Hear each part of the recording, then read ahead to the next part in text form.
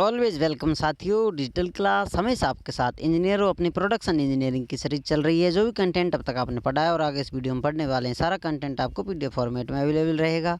जिस तरह से मैकेनिकल इंजीनियरिंग, जनरल नॉलेज की अन्य सीरीज कंप्लीट अवेलेबल हैं। इस कंटेंट का इस्तेमाल आप SSC, RRB, state, JEE, GATE, वीटेक, एएमआई के एग्जामिनेशन के लिए कर पाएंगे।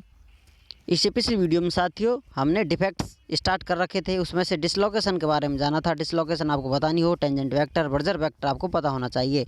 तो स्क्रू डिसलोकेशन किस प्रकार से आ जाता है साथियों, इसमें बर्जर वेक्टर और टेंजेंट वेक्टर एक दूसरे के पैरेलल हो जाते हैं। ये सब हमने डिटेल में जान लिया था। अब आते हैं साथियों नए डिफेक्ट की तरफ। Surface defects. सरफेस पर कितने प्रकार के डिफेक्ट हो सकते हैं साथियों, उन्हीं पर हम चर्चा करने वाले हैं। कहीं ना कहीं किसी न किसी रूप में डिफेक्ट आ ही जाते हैं। तो डिफेक्टों को अलग अलग नामों से जाना जा रहा है। उन्हें पहचानने के लिए, समझने के लिए कौन सा डिफेक्ट कहाँ पर आ रहा है, तो उसी में से साथियों टाइप्स ऑफ इंटरफेसेज। यदि इंटरफेस की बात की जाए, किस प्रकार से एक दूसरे से जुड़े हुए हैं या इंटरफेस आपको एक्सपोज हो रहा है, तो उसके हिसाब से हेट्रोजीनियस और होमोजीनियस। एक हो सकता है साथियों अलग अलग आपको मटेरियल मिला हुआ हो, लेटिस मिली हुई हो, चीज़ें अलग अलग हो सकती हैं साथियों। और समांगी, एक ही जाति की चीज़ें हो सकती हैं। होमोजीनियस हो सकती हैं साथियों, विषमांगी, समांगी जैसे पढ़ते हैं हेट्रोजीनियस और होमोजीनियस।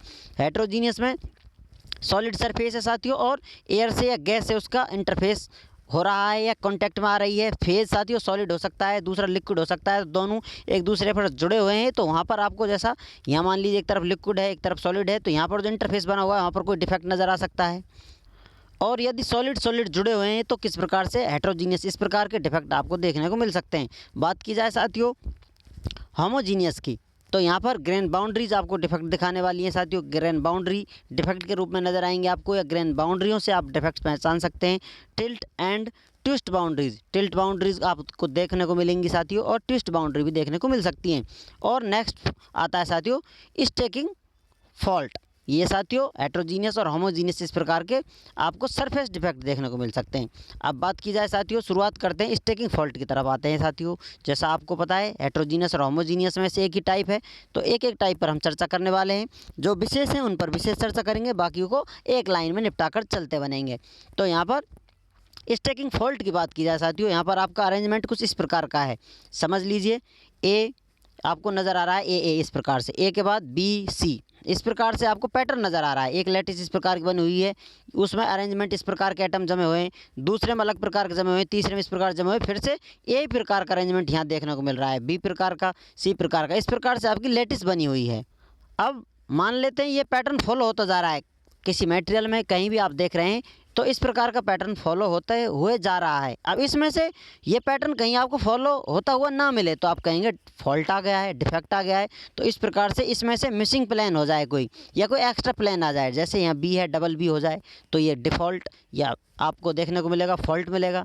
तो यहाँ पर A B C, A B C, A B C इस प्रकार से आ रहे हैं। अब नेक्स्ट इसमें किस प्रकार से डिफेक्ट आ सकता है, इसकी बात की जाए साथियों, यहाँ पर A B C, A B, अब यहाँ पर बी गायब हो गया, डायरेक्ट सी आ गया है, ए बी सी, फिर आगे पैटर्न सेम फॉलो होता हुआ जा रहा है, लेकिन आपकी नज़रों में आ गया है तो डिफेक्ट या फॉल्ट मिल गया है आपको। तो इस प्रकार का फॉल्ट या डिफेक्ट स्टैकिंग फॉल्ट कहलाता है। इसमें क्या हुआ है साथियों, नॉन लेटेस्ट ट्रांसलेशन है। यहाँ पर लेटेस्ट ट्रांसलेशन कब होता है साथियों, जैसे ए बी, अब ये लेटेस्ट ट्रांसलेशन, लेटेस्ट ये मानी जाएगी ए और ए, ये लेटेस्ट चलती जा रही है पूरी की पूरी, ए बी सी तक लेटेस्ट मानी जाए, तो इसमें से पूरी की पूरी एक गायब हो जाए तो वो आपको लेटेस्ट ट्रांसलेशन ये देखने को मिलेगा, लेटेस्ट डिफेक्ट देखने को मिलेगा। यहाँ पर सिर्फ एक पैटर्न गायब हुआ है तो नॉन लेटेस्ट ट्रांसलेशन हुआ है। अभी भी इसमें कुछ ज़्यादा चेंज नहीं आया है। यहाँ पर ओरिएंटेशन इसकी सेम है, सेम ओरिएंटेशन आपको देखने को मिल रही है, ये नज़र आ रही है, लेकिन यहाँ पर फॉल्ट आ गया है, गायब हो गया है, एक प्लेन मिसिंग हो गया है, या फिर एक्स्ट्रा प्लेन आ जाए, तो इस प्रकार से आपको स्टैकिंग फॉल्ट देखने को मिल सकता है। जैसे यहाँ देख सकते हैं आप, इस लाइन को इस प्रकार वर्टिकल लाइन में जमाया जा सकता था, लेकिन यहाँ पर जगह की शॉर्टेज है, तो इस प्रकार इसको हॉरिजॉन्टल कर दिया गया है। A B C, A B C, A B C, A B C, इस प्रकार से, तो एक पैटर्न ही गायब कर दिया, आउट ऑफ क्रिस्टल, क्रिस्टल से गायब हो गया ए बी सी। तो यहाँ पर एक आपको क्रिस्टल गायब होता हुआ नज़र आ रहा है, तो इसकी संरचना या इसका सरफेस या इसका क्राइटेरिया या इसकी मापदंड डायमेंशंस कम हो चुकी हैं, इसमें से गायब हो गया है, तो इसको कहेंगे पूरी की पूरी लेटेस्ट गायब हो गई है, वन लेटेस्ट ट्रांसलेशन हो गया है।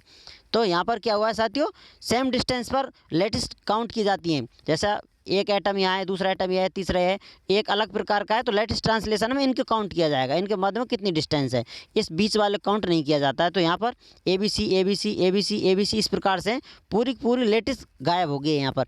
यदि एक चीज़ गायब होती है तो स्टैकिंग फॉल्ट हो जाता है। यदि एक पैटर्न गायब होता है उसमें स्टैकिंग फॉल्ट है, और पूरी की पूरी लेटेस्ट गायब हो जाए, वन लेटेस्ट ट्रांसलेशन हो गया है। इन दोनों को आप स्टैकिंग फॉल्ट में रख सकते हैं।